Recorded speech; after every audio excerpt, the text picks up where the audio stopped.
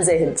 دي هنا الزاهد. ازاي هنا الزاهد وصلت من هنا لهنا؟ اول حاجه كلنا متاكدين منها ان هي عملت عمليه جراحه في انفها عشان توصل من هنا لهنا. تاني حاجه هنا الزاهد كان عندها مشكله ان هي اللبس بتاعتها او شفايفها كانت بتضحك بتختفي تماما، خصوصا الشفه اللي فوق. طبعا مشكله عند بنات كتير جدا. هنا الزاهد عملت لها حاجتين: فيلر في شفايفها علشان تخليها اكبر وممتلئه اكتر، وفي نفس الوقت حقنت بوتوكس عشان تعمل حاجه اسمها الليب فليب او قلبه الشفايف عشان لما تيجي تضحك شفايفها ما تختفيش لجوه. تالت حاجه ان هي حقنت كميه فيلر كويسه جدا علشان تبرز الجو لاين بتاعها. هنا الزاهد الجو لاين بتاعها اختلف تماما من الصور دي لدي، وطبعا ده بسبب الفيلر. هي حقنه كميه كويسه جدا من الفيلر عامله لها ابراز كويس قوي للجو لاين بتاعها. طبعا هنا الزاهد حقنه بوتوكس وحقناه بكميه لذيذه جدا في جبهتها والكراوس فيت وحوالين عينيها، بحيث ان هي طبعا هي ممثله فتقدر تعمل اكسبريشنز كويسه وفي نفس الوقت تحافظ على الشباب. اخر بوتوكس كان مهم قوي عند هنا الزاهد ان هي حقنه الجامي سمايل او الابتسامه اللثويه اللي معظم البنات برضو بيبقى عندها المشكله دي فيها، لما تيجي تضحك الابتسامه بتاعتها تبين اللثه بتاعتها. بوتوكس كل 6 شهور في المنطقه دي. وبصراحه كده اخيرا انا مش متاكده هل هنا الزاهد عملت عمليه تغيير لون عينيها ولا دي لانسز. عايزاه يبقى غني ولا مش فارق؟